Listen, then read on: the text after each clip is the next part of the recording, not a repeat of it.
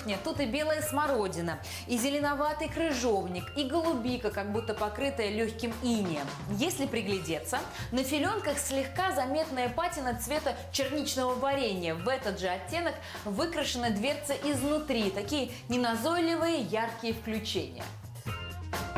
Все это работает на идею наших дизайнеров создать кухню с историей, с настроением, которое как бы годами собиралось. От этого и разные цвета, и потертости.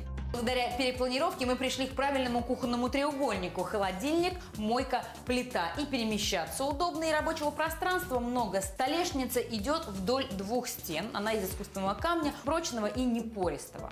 К тому же удалось сделать много систем хранения, которых так не хватало нашей хозяйке.